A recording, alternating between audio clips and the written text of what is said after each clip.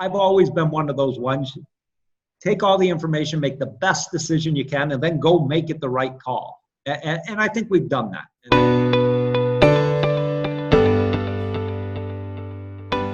Welcome to the 43rd episode of Tokyo Alumni Podcast. Today, our guest is not a graduate of one of the international schools, but he will be joining us as a sort of an ASIJ legend.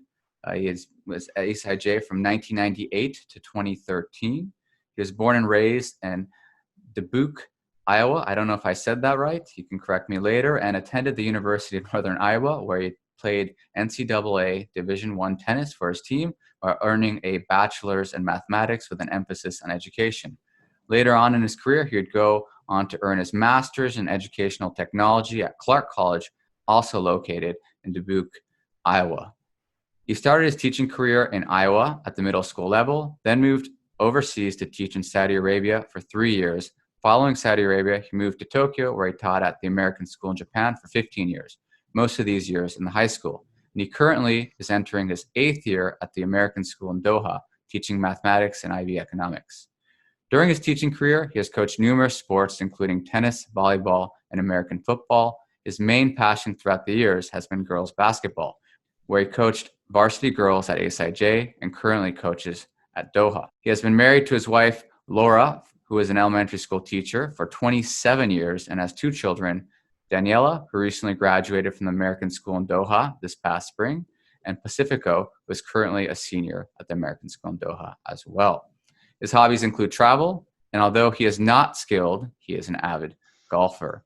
A bonus fact, he taught AP statistics to me in 2003 to 2004. I claim to this day, including to my AP students, I teach another course, I teach AP research, that AP statistics is the most helpful class for any student to take when taking classes at American Curriculum High School. Welcome to the podcast, Mr. Lobianco. Hey, thank you for having me. It's great to see you again. It's great to see you too. Today we'll talk an array of things, anywhere from your time in Iowa to why you left ASIJ for Doha, a little bit about girls basketball. That will be focused on ASIJ because this is the Tokyo Alumni Podcast. Unfortunately, we don't really care what's going on in Doha.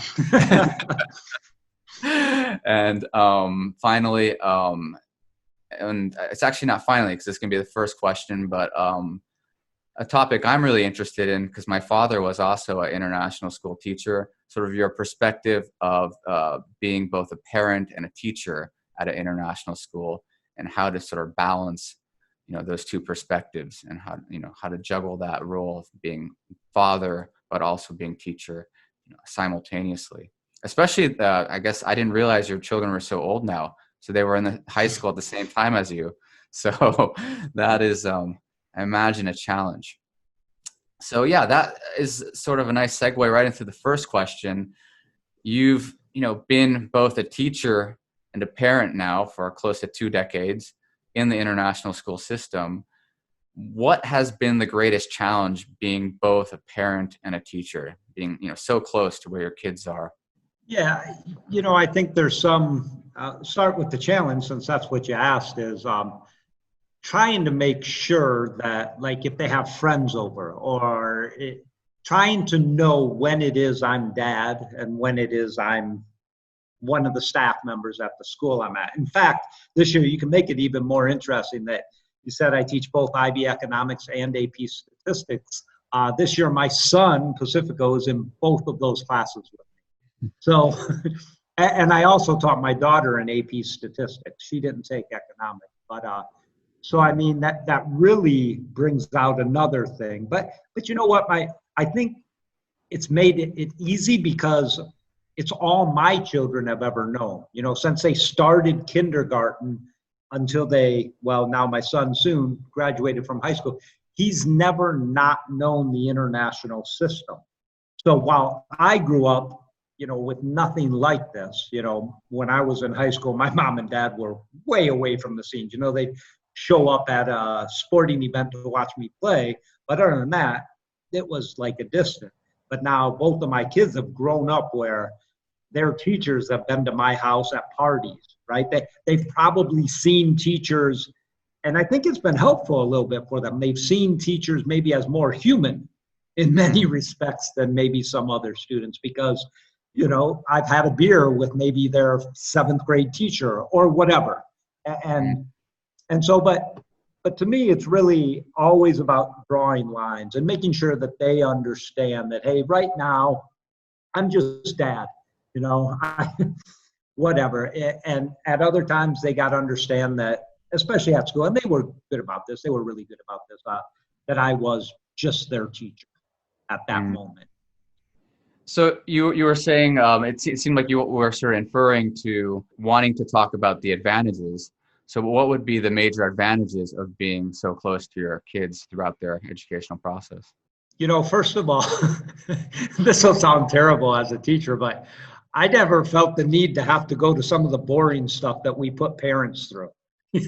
Because I knew their teachers so well, and I knew the program so well. I didn't need to go to curriculum nights, and I didn't need to show up at the counselor night where they explained what the counselors would do to help them get into a certain university.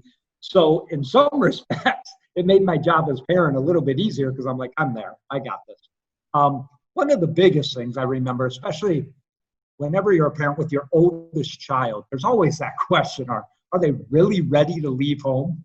And what was really interesting about it in our case was, my wife's in elementary. She never got the chance to see our daughter so much as a high school senior student. And yet I taught her as a high school senior. And honestly, up through junior year, I had those doubts. So then when she was in my class and she was just Daniela, the student, I was like, she's got this. I mean, she was in control. She was on top of things. She was responsible. She was organized, just all those things that you need to be as an adult. And I get to see that on, those things that a teacher gets insight into that a parent, well, actually a child may even hide a little bit from their parent. I got to see it whether they wanted me to or not. That's a great point. Yeah, that you're able to see, in a sense, a lot of what kids hide. And when you were mentioning earlier, you would have beers with, their 7th grade English teacher, et cetera. Do you feel like, in that sense, your relationship was maybe more transparent than the relationship with, the average international school student whose father, mother most likely, works for some type of corporation? Yeah. Well, I do. I think I remember distinctly, especially when my kids were little, trying to remember back to and trying to see, I guess, when other kids who don't see me outside of school at all, and when they'd run into me, it was almost like there were a variety of reactions, from pure like, oh my gosh, he actually, whatever, goes to the movies, or dare I say it, in downtown Tokyo, he actually goes to Roppongi, or whatever on occasion. And with my kids, they never really thought that of the teachers, because the teachers were always around. It was never and I don't know, I don't think that was ever a disadvantage, so to speak, for them. I mean, at times they probably didn't want their teacher at their house. I'm sure they had those thoughts. But I don't think there was ever that problem with seeing your teacher's just a human. We're just people too. And I don't know. I think in many respects, it was really good for them. And you mentioned your educational experience was this whole time, and you didn't correct me, so I'm wondering if I got it right. I actually did Google it. Not sure if I got it right. I mean, I would say it Dubuque. So yeah, you were pretty close. It's Dubuque. It named after a French fur trader, for whatever it's worth. I did not know that. So you were in Dubuque most of your time, and you taught there as well for 3 years. And what prompted you to leave? I mean, this was 20 years ago, right? So 90s. Yeah. Wasn't as prevalent today, like with ISS and Search Associates. I don't even know if they were around then. But how did you get started? Well, yeah. So actually, I went to the University of Northern Iowa, and I think they have an overseas teaching fair, for those people who don't know. Now, I think it's lost a little bit of significance, but when I was in college, I actually, as getting my teaching, focused while my math degree, I actually volunteered at the fair. while I was working the fair. Basically, I was just like directing people. Back then, the fair used to be actually on the campus. Now it's moved like to downtown to a convention center. But so I would direct people to the rooms that they needed to go to interview. Some of them would talk to you and they'd explain the situation. So that piqued my interest. So then honestly, on one of the very first dates, my wife actually went to the University of Northern Iowa as well. On one of the very first dates, probably not the first one, but you start talking about life dreams and stuff. And I mentioned, and she mentioned too, I don't know who said it first, but they really kind of interested to go give that overseas teaching thing that we hear about a try. And so honestly, so it was, what are we talking? We're talking actually 26 years ago, I think. We went overseas, and this is what we said. We're going to go overseas for 5 years, then we're going to come back and start a family. And so, so we went overseas for 5 years, 26 years ago. I mean, honestly, a big chunk of that was we really enjoyed our time in Saudi Arabia. Honestly, the only reason we left is because our original plan had been 5 years, 2 stops, because we wanted to do 2 different things. Got to Tokyo. And honestly, it was our very first year in Tokyo. We just decided roughly about December or January, we really like, first of all, overseas. And second of all, we really, really like the American school in Japan. And we'd say, but yet we were ready to start a family. And we looked at each other and said, yeah, let's just do it. We see all these other people with families and they seem to be doing great. And we made a commitment, we started a family, and we just haven't gone back. Wow. So 5 years. 5 years became, and still going. You're still overseas. Do you think you'll finish overseas? This is it. This is my last year. I think, honestly, I think I'm done teaching right here. This is going to be my plan anyway, is that this is my final year of teaching. That doesn't mean I would say that I'm going to semi-retire. Or another way to look at it, my wife and I have agreed that we're going back to the States and we're going to spend 2 years kind of, I don't know, call it a midlife crisis gap, program. We're going to do a 2-year gap in our career. I'm actually interested in maybe doing some different things. Nothing full-time, I don't think, but that's the plan. My wife does say that after 2 years, she thinks she'll want to go back overseas to maybe one more spot. And I said, I'll follow you. I'll cook, I'll clean, and play golf in the morning. And then, I'll be your housekeeper. Yeah. So we'll see. Wow. So lots of changes coming to your family. And you were saying your daughter already is in university, and I guess your son will be in university from next fall if he doesn't do a gap year or whatever, right? My gap thing. Yeah, actually, he's interested. If you asked him today, I think his number 1 choice is currently Nagoya University in Japan. Wow. So he might be heading back to Japan to go to university. So wow, yeah, I'm still sort of trying to absorb the fact that you're not going to be teaching anymore, because I've just like always seen you in that light. But so you moved to Saudi, and you mentioned you left Saudi because the original plan was two schools, and obviously that, it's now 3 schools.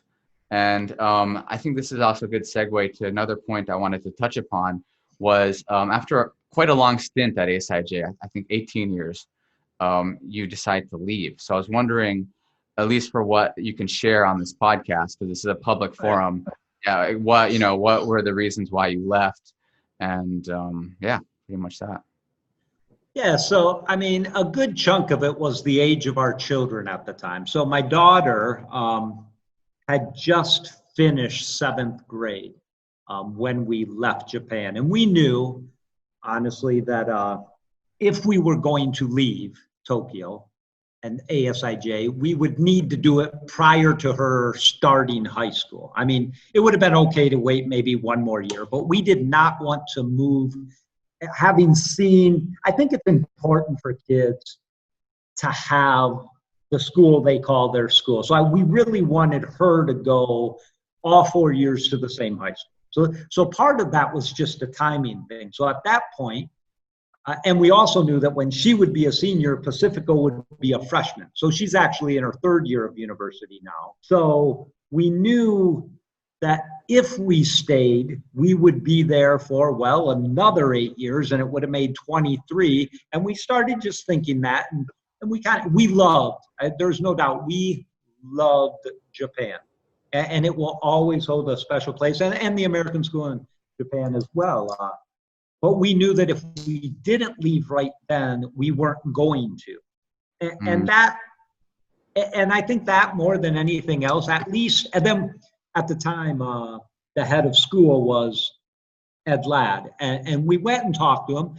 And, this is not always something, you probably know this as an international educator, it's not always something a head of school would agree to. He allowed us to go to the recruiting fairs and still have the option of coming back.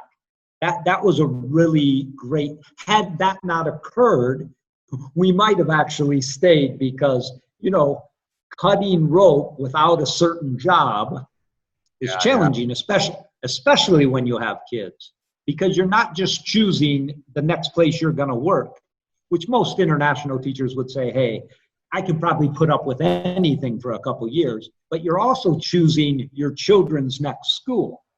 And that's a bigger deal. And so we were blessed to have that option. And so we went to a fair in Bangkok. And interestingly enough, it had been 15 years and we hadn't done an interview or anything like that. So the school here that we're at actually contacted us.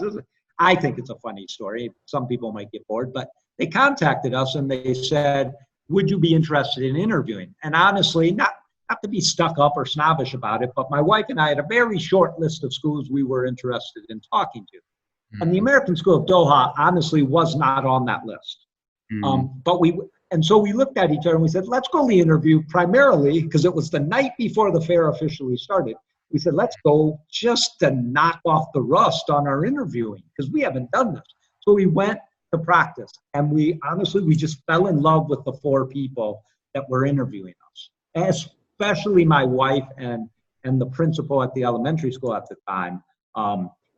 It was just something about the way the 4 of them, there were 4 of them in there. And as we really liked him. We walked out of the room. We said, that was a practice interview. And we looked at each other and said, we're going to Doha, aren't we? And sure enough, a couple of days later, we made the decision. And, looking back, of course, there's times where like, wow, we could have still been in Japan. There were some great things. But, I've always been one of those ones. Take all the information, make the best decision you can, and then go make it the right call. And I think we've done that. And I think it's been on the net a really good thing for us. Like, for instance, economics. IB.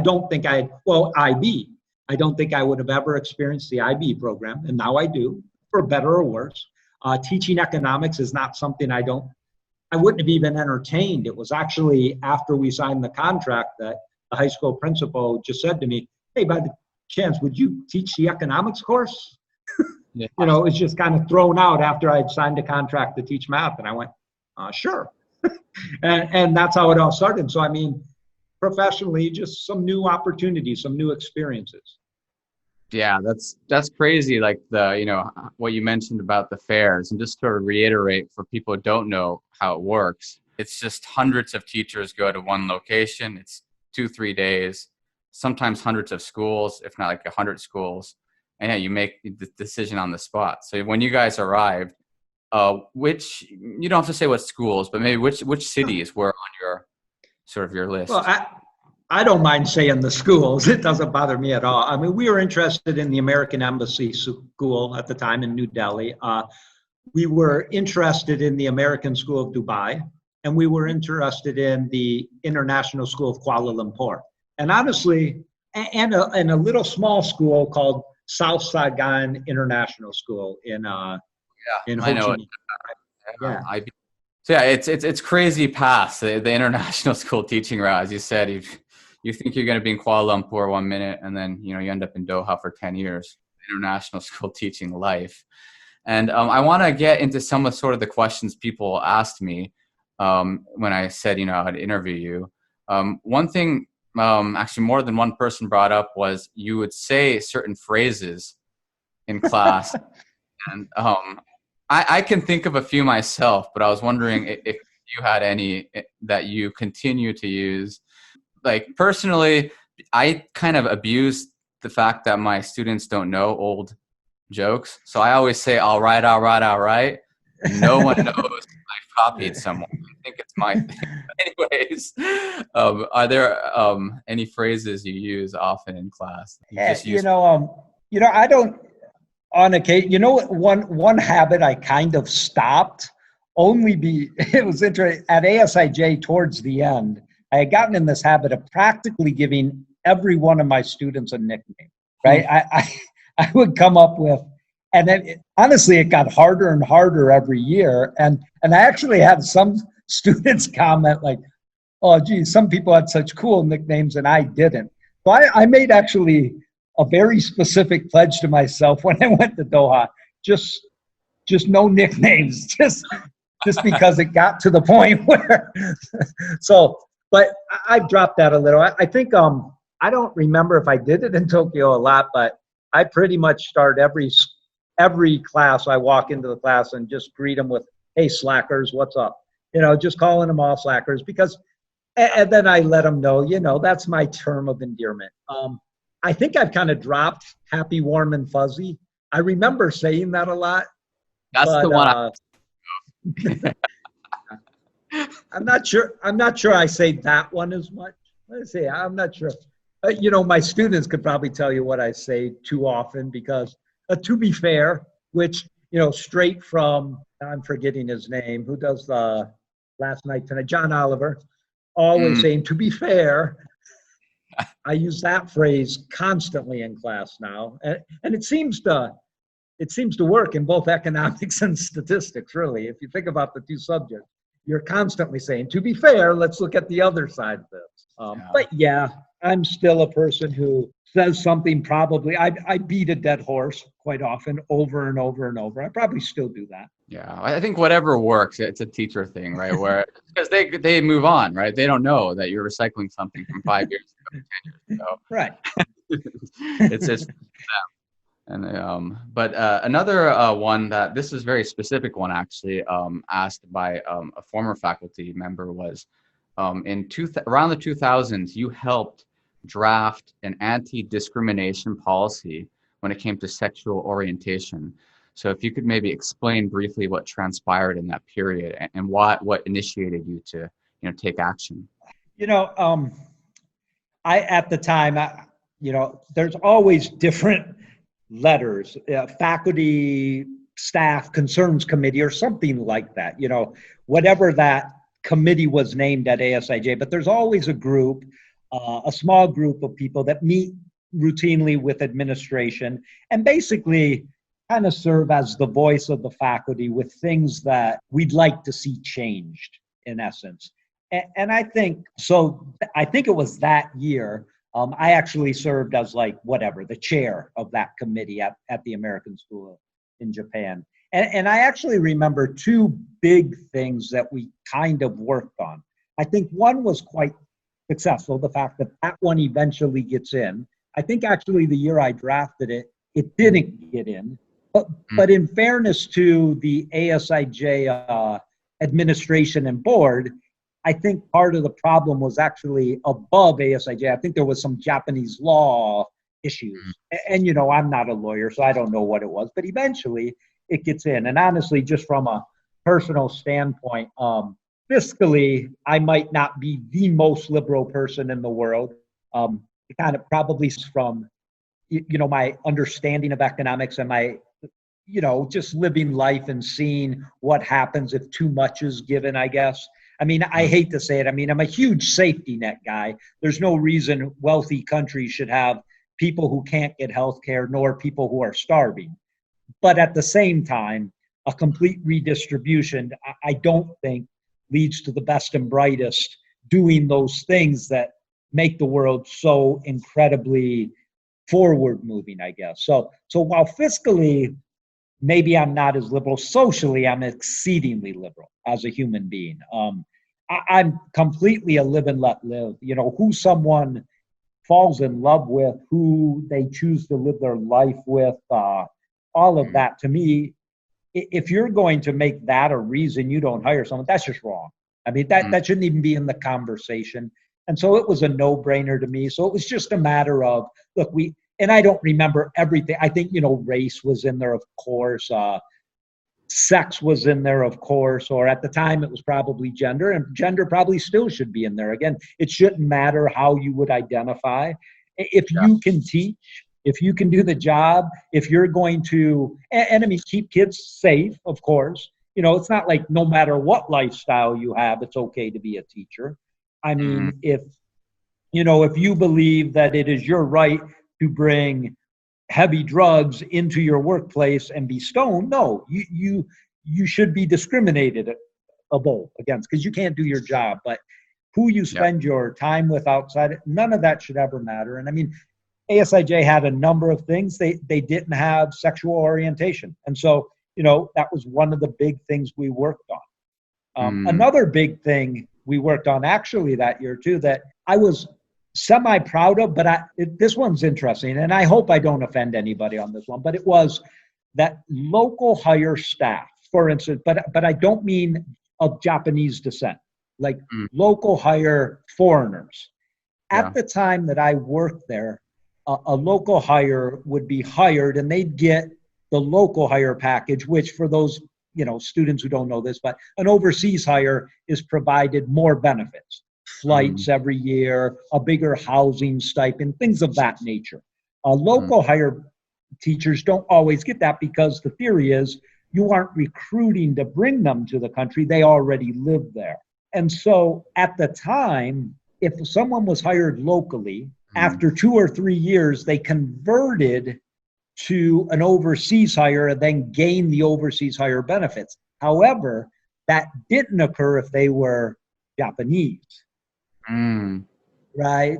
And I mean, to no extent, I mean, so the point, if you were an American living in Tokyo and got hired for 2 or 3 years, you didn't get a travel allowance.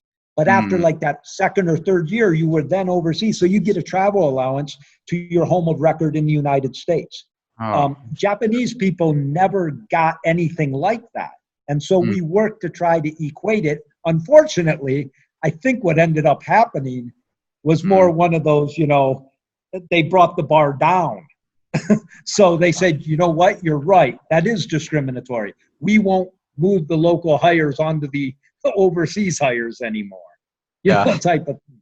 And so that was a little disappointing because that's not what we were shooting for. But anyway, that's kind of how that went down. Interesting. Wow. So and then with discrimination policies, I mean, we're sort of in a midst of, major changes happening right now.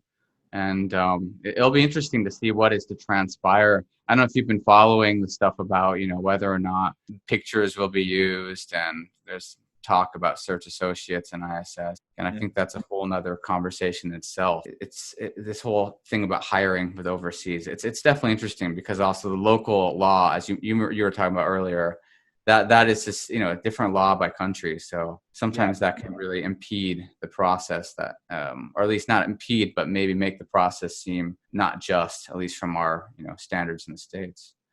Sure. Yeah. You're trying to bring over your own standards, but at the same time, you're agreeing to live by their laws. You're a guest in their country. So it's a fine line between believing in liberty and freedom and being respectful of your host nation. And I feel like that's always, like in some countries, it's a bit more clear cut, but it's always sort of a gray zone. I always think about that with, a place like Saudi Arabia, actually, where you were for 3 years. I mean, it's not, at least in the near future, I don't think it's possible to not include sexual orientation because of literally the laws there. I think it's still execution, if I'm not mistaken. So it's definitely a complicated issue. Hopefully, it seems like everything's going in the right direction, though, because people like you are taking initiative. Well, at least you took initiative. It was 20 years ago, but it doesn't seem that long ago to me. It says 2000, so it's still, there's a big gap between 2000 lessons on that. But speaking of the 90s/80s, this is a curiosity I've had too, is you were an NCAA-Division I tennis athlete. Everyone knew that when I was in high school, but you didn't coach, at least when I was in high school, tennis. And everyone was always like, why doesn't he coach tennis?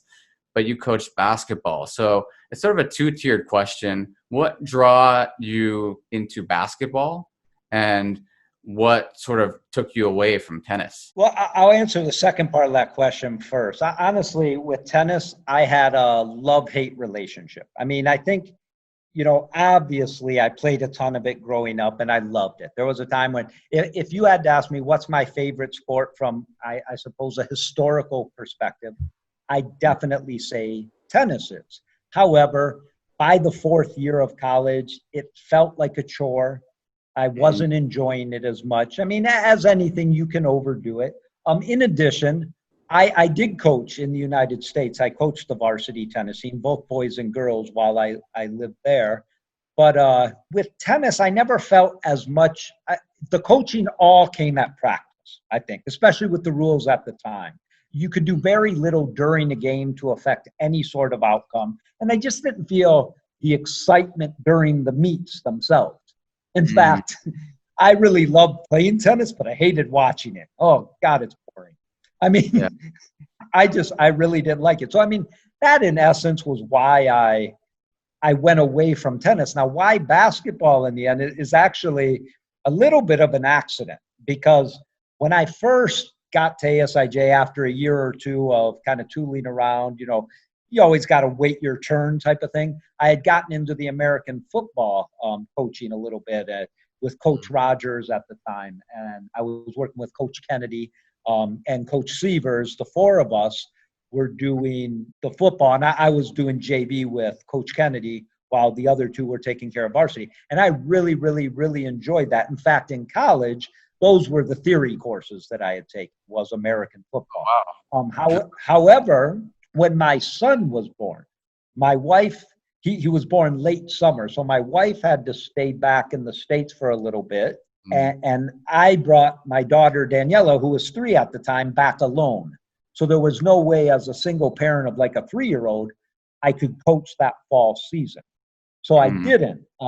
So at that time, I then transferred over. The girls' JV team had an opening, and Julie Rogers was the varsity coach. And so, I became the JV girls coach. I had done some like middle school coaching of basketball. I felt like I knew enough to coach a JV squad and everything.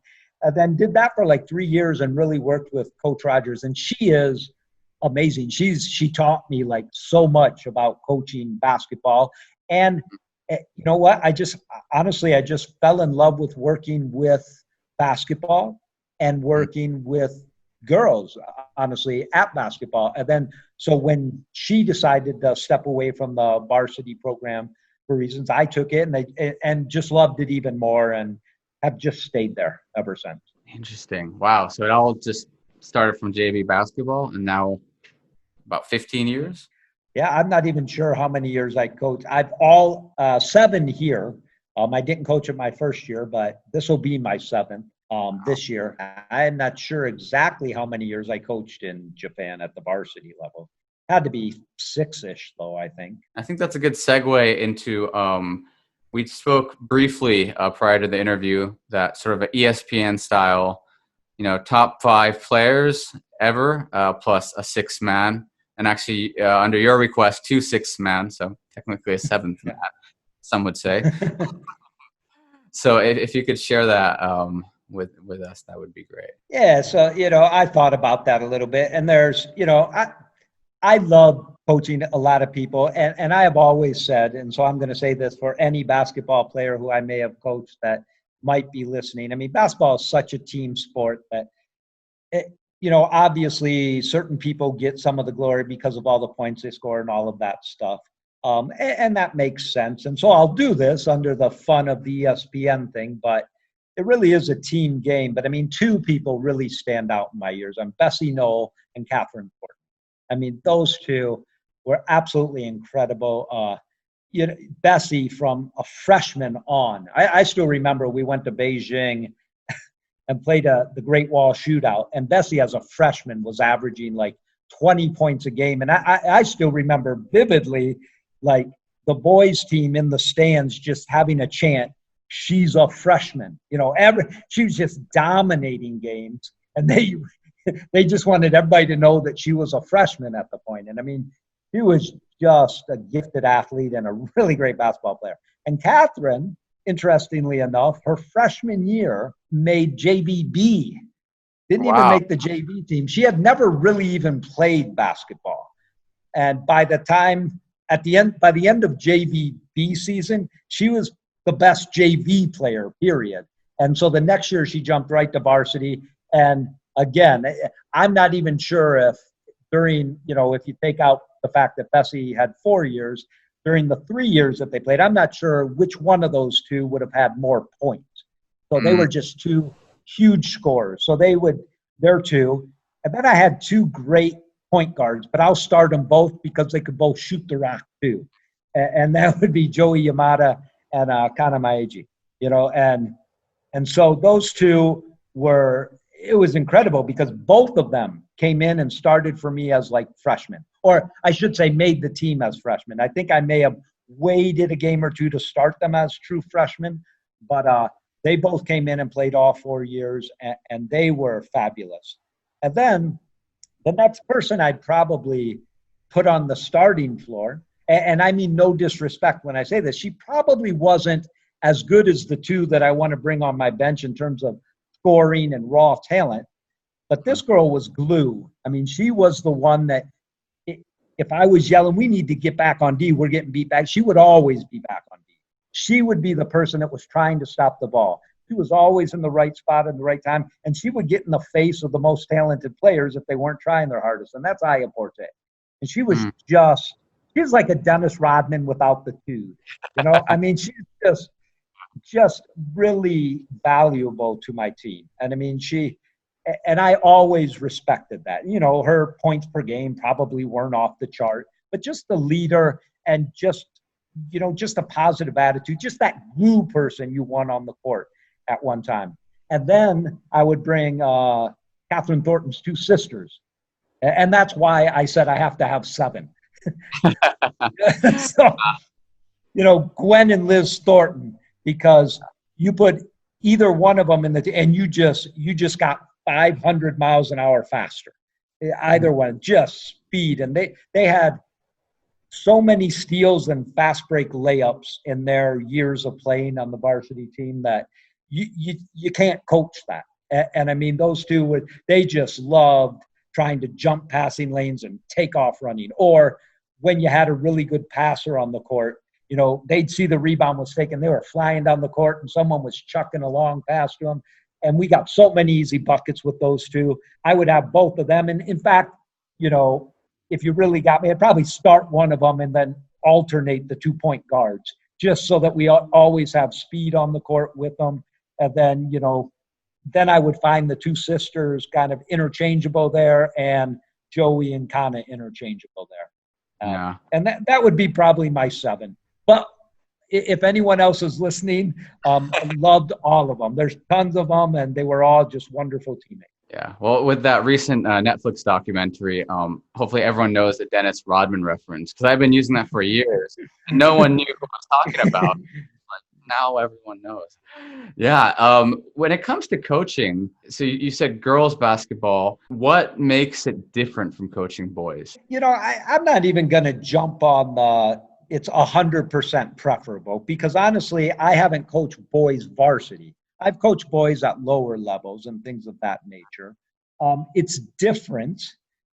I think sometimes each year can be a little bit different of an approach too. I mean, sometimes I like to use for myself. I had to learn that as a coach, like I played tennis at a very competitive level to the point where when I was at my best tennis, mentally, I was willing, and this sounds stupid because you're playing tennis, but I was willing to rip off the head of my opponent and just do whatever it took to win. And just this competitive, almost mean approach to the game. Like, I want to destroy you. And then there's me, like the golfer, for instance. I just love playing. And I think every year, especially, and I don't mean anything negative about this, I think the boys often are that first thing.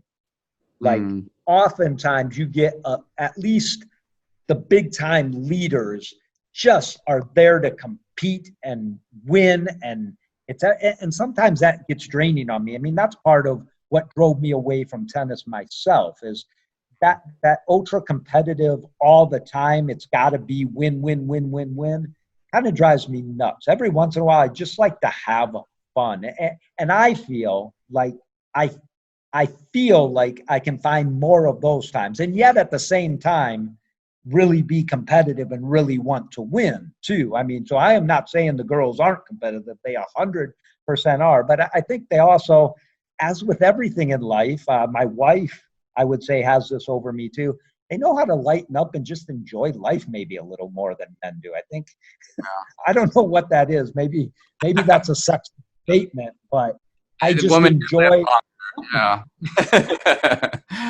It's, yeah, I agree with you that, as someone who's done middle school as well as high school and girls and boys, it's different. It's different, and it's hard to say. I said maybe it depends on the season. Some seasons you do have the really competitive groups in both boys and girls, but I think my experience reflects very similar to yours, that there's that competitive nature, and it can get draining, especially when that's not your full-time job. And when it gets to an unhealthy level too. I think there's a very healthy level of competitiveness, but there's also this unrealistic level too that we need to realize, especially in the high school level. Vast majority of these, you're not going anywhere after this. This should not be what you look back at when you're 50 and say, that's my proudest moment. I mean, if it is, then you got to get some different priorities, I think. All right, so we are towards the end now of this podcast. And at the end, I usually like to sort of hand over the mic to the guest and have them tell us what's coming up in their lives. I know it actually has come up already in the podcast, but maybe succinctly, sort of a 30-second, 60-second version of what's coming up in the next few years, next few decades. If you can share that with the guests, I'd be most appreciative. Sure. And I'm not even sure it came up. Was that in the pre-interview or was it in the podcast when I shared with you that this is my last year of teaching? I am going to move on after this year. My son graduates from high school. To me, it's a really good time. So my wife and I, the current plan, the thing we agree on 100% is we are going to head back to Iowa for a 2-year gap, so to speak. Just to kind of, we've been burning the candle at both ends for a long time. And we just want to, get back, have time. It'll be my daughter's senior year. And I moved her in her freshman year. But other than that, I haven't been to campus to visit her. So I want to take the chance to do that. My mother is, she's getting older. I want to make sure I spend some quality time there. I mean, we do every summer, always get the chance to see family and stuff, but it'll be nice. Haven't spent Thanksgivings and Christmases and, those traditional Midwest holiday things. So we're going to spend 2 years for sure doing that. I'm interested in just, the one thing I might hold on to, if there's a good coaching vacancy, I can see myself coaching for a season, especially a winter season. So, if someone were willing to hire me, I can definitely see myself coaching again, but not a full-time teacher. In fact, I could even see myself, if there was an opening for a 20% teacher, going in every other day and teaching a class. I could see doing something like that. I just know that full-time, I don't think that I'll be teaching again. After the 2 years, we'll just revisit the plan and see what's going on. And so that's where we're going. And, I'm excited about that. It's 265 days from now, but who's counting? But, I mean, it's just something that I'm really excited about doing. And who knows where it's going to lead, honestly. Maybe I'll end up working at a golf shop so that I can play golf free. So I'll just man the register and then get my golf free, and that'll make me really happy. And I'll just be like the person that says, hello, welcome to the course, and takes your money and all that kind of stuff. I could do that too. I don't know. We'll see. But it was great talking to you. It's great catching up, and I'm still absorbing the fact that this is it. This is Mr. Lobianco's final. I guess Michael Jordan is like last dance. It's a last dance. I will jump in, and one of the things I always told myself, and I'm sure you've experienced this too, I never wanted ever to be the teacher, and unfortunately this always happens, and it's usually an older teacher, let's face it, that's kind of the grumpy person that just can't get excited about new things ever, ever. That just always, and I never wanted to get there. And I'm not saying I'm there, but that's another reason why I think it's a good time, because I'm not there. And I don't want to get there. And I can feel, you start sensing, because honestly, I've been teaching long enough that some of the new things that we're doing now are exactly what I did my first year of teaching. And so it is starting to come full circle. And that's a little bit frustrating. So I can see it's my time. And I think I've enjoyed it. I love teaching, and I'll miss it. But I want a job maybe where I don't take it home every night with me for a while. I think that's what I want.